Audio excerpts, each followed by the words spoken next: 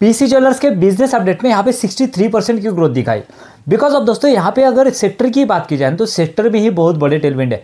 Because of यहाँ पे unorganised से ऑर्गेनाइज की तरफ बहुत तेजी से यहाँ पे इंडस्ट्री जो है वो यहाँ पे मूव कर रही है, और ऐसे छोटे प्लेयर जो कि बहुत तेजी से यहाँ पे ग्रो कर रहे हैं, that is one of the great opportunity. लेकिन सवाल ये उठता है कि यहाँ पे फिर मार्केट उसको रिवॉर्ड क्यों नहीं कर रहा है इतना बढ़िया अपडेट आने के बाद में। इवन दो यहाँ पे अगर यहाँ पे टाइटन की बात की जाए, टाइटन जो है 20% से ग्रो किया, यहाँ पे कल्याण 31% से, पीएन गाडगिल 31% से, सेनको तो 6% से ही ग्रो किया।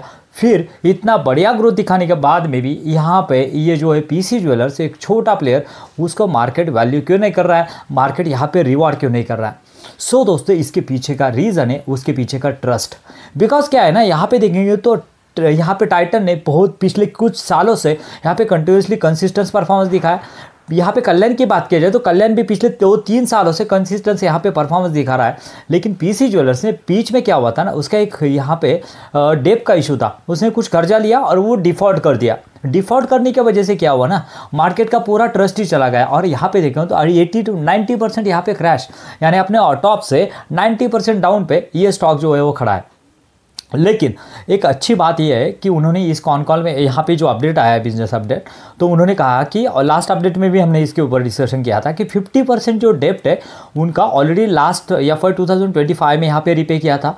इस क्वार्टर में अराउंड 23% जो है वो डेप्ट क्लियर किया, यानी 73% डेप्ट जो है वो क्लियर किया। उनका कहना है कि FY 2026 में हम पूरी तरह से डेप्ट फ्री हो जाएंगे। सो दोस्तों अगर ये कर पाते हैं, बिकॉज अब ये जो है इनलाइन होते हुए दिख रहा है, यानी ये दोनों चीज़ें साथ में ही जाती हुई दिख रही है। पहले तो यहाँ पे उसका डेप्ट रिडक्शन हो रहा है, 73% का डेप्ट है, यानी डेप्ट कम हो रहा है, पहली बात। दूसरी बात ये है कि यहाँ पे उसका ये जो है ग्रोथ भी बाकी पेयर्स के कंपैरिजन में बहुत ज़्यादा है। जो रिटेलर्स है सबसे फास्ट पेस में ये कर रहा है। अगर ये अचीव कर पाता है ये दोनों चीज़ें, तो मुझे लग रहा है कि यहाँ पे FY 2026 के Q3 Q4 में इस स्टॉक की री रेटिंग होने की बहुत ज़्यादा संभावना है। सो इसके लिए ट्रैक करेंगे, बिकॉज अब फिलहाल अभी इसका बिजनेस अपडेट आया है। अब फिलहाल Q2 के रिजल्ट भी आ जाएंगे।